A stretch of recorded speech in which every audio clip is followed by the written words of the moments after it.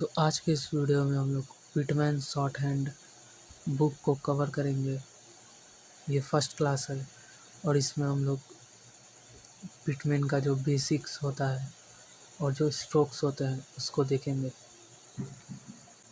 सो यहाँ पे आप देख सकते हैं ये जो ग्रीन वाला जो बुक होता है पिटमैन का, ये वो है। लोगों को कॉन्सोनेंट पढ़ना होगा, वोवेल पढ़ना होगा और उसके बाद ये जितना चैप्टर है ये सभी पढ़ना पड़ेगा।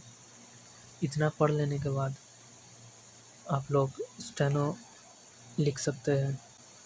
सो ये है चैप्टर 1 जिसमें आप लोगों को कॉन्सोनेंट के बारे में पढ़ना पड़ेगा। जैसे इंग्लिश में कॉन्सोनेंट होता है ABCD जेड तक। हिंदी में भी होता है अक्षर, जैसे अ आ क ख ग घ, और बहुत सारे लैंग्वेज में होता है। तो उसी तरह से स्टेनो में भी कॉन्सोनेंट्स होते हैं। तो यहाँ पे कुछ कॉन्सोनेंट्स के बारे में डिस्क्राइब किया गया है कि कॉन्सोनेंट होते क्या हैं। Consonants are the result of audible fractions, यानी कि स्टेनो में आपको करना क्या होता है, जो आपको बोला गया है यानी कि जो आपको वॉइस सुनाई देगा उसको आपको शॉर्ट हैंड में लिखना पड़ेगा। बस यही है। तो आपको सुन के लिखना है यहाँ पे, राइट। तो इसलिए इसको बोला जाता है द ऑडिबल फ्रैक्शंस, राइट। जो आप सुनेंगे उसको आपको लिखना पड़ेगा शॉर्ट हैंड में। कुछ यहाँ पे दिया गया है जो शॉर्ट हैंड का जो कॉन्सोनेंट्स होते हैं वो कुछ इसी तरह से बनते हैं।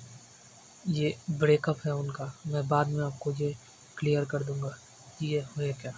जब एक बार आप कॉन्सोनेंट समझ जाएंगे तब आपको ये बहुत ही अच्छे से समझ में आ जाएगा।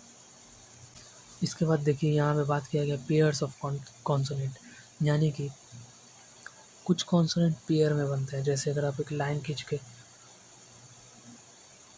पी बनाना चाहेंगे और बी बनाना चाहेंगे तो इंग्लिश में पी ऐसे बनता है और बी ऐसे बनता है, बट स्टेनो में जब एक आप इस तरह से ऊपर से नीचे की ओर एक लाइन खींचेंगे थोड़ा सा टिल्ट करके तो ये पी बन जाएगा, और जब इसी को थोड़ा डार्क करके खींचेंगे तो ये बी बन जाएगा, यानी कि ये पी हो गया, ये बी हो गया।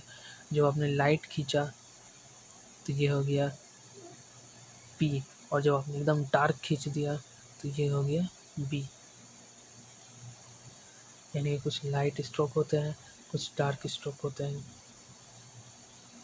देखिए जो साइज ऑफ द कॉन्सोनेंट होता है, यानी कि आप आगे चल के कॉन्सोनेंट सीखेंगे तो जो कॉन्सोनेंट का साइज होगा वो आपको सेम बनाना पड़ेगा। यानी कि आप जितने भी कॉन्सोनेंट बनाएंगे वो सभी सेम लेंथ के होना चाहिए।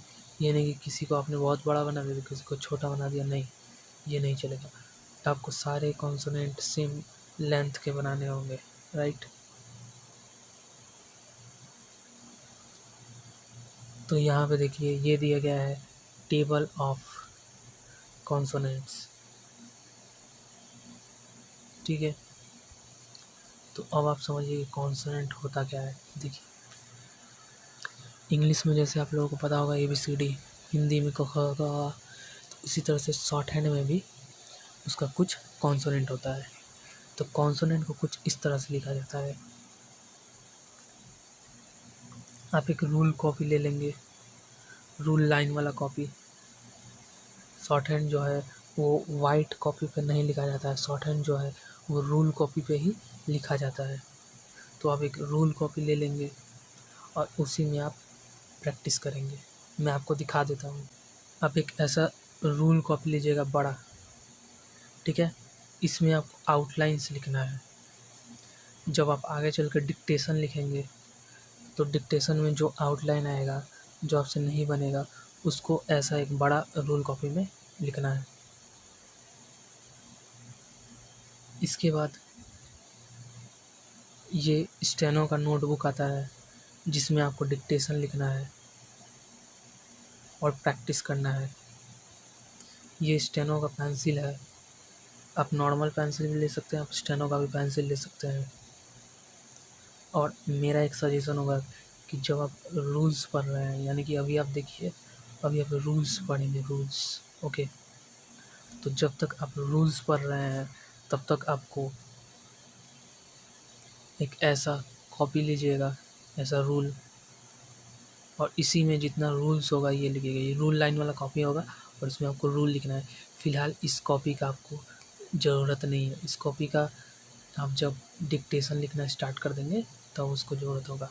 अभी आपको रूल्स वगैरह इसमें लिखना है, और जब मैं बोलूँगा प्रैक्टिस करने के लिए तब आप ये वाला कॉपी ले आना प्रैक्टिस करने के लिए, ठीक है। और ये पेंसिल तो मैंडेटरी है ही। आप जब तक 60 वर्ड पर मिनट नहीं पहुँच जाते तब तक आपको पेंसिल से लिखना है। एक बार जब आप 60 वर्ड पर मिनट पे पहुँच जाएंगे तब आप पेंसिल छोड़ के पेन से भी लिख सकते हैं।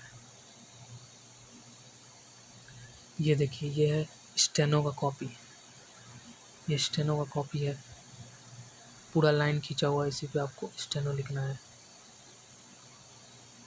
ये रूल कॉपी है जिसमें आपको रूल्स लिखना है। जो भी स्टेनो का जो रूल्स मैं बताऊंगा वो आपको इसमें लिखना है। जितना भी स्टेनो का रूल्स होगा वो आपको इसमें लिखना है, ठीक है। ये देखिए, ये है स्टेनो का पेंसिल। यहाँ पे देखिए स्टेनो लिखा हुआ है। ये आप पेंसिल खरीद सकते हैं। ये नहीं है तो आप नॉर्मल पेंसिल भी ले सकते हैं, लेकिन ये पेंसिल ज़्यादा सही होता है। तो यही था, ये चीज़ आपको चाहिए, मैंडेटरी है। यानी कि एक रूल कॉपी, फिर से मैं लिख देता हूँ, एक रूल कॉपी किस लिए? आपको रूल्स लिखने के लिए। एक शॉर्ट हैंड का कॉपी, ये छोटा वाला, किस लिए? प्रैक्टिस के लिए। और ये एक पेंसिल। और ऑब्वियस सा बात है, आप पेंसिल लेंगे तो आपको शार्पनर भी लेना पड़ेगा, और जो इरेज़र आता है वो भी लेना पड़ेगा, वो तो मैंडेटरी है, ठीक है। तो ये आपको नीड है जब आप स्टेनो बेसिक सीख रहे हैं, ठीक है। सो ये मैंने आपको बेसिक बता दिया कि शॉर्ट हैंड में आपको क्या नीड है, क्या चाहिए।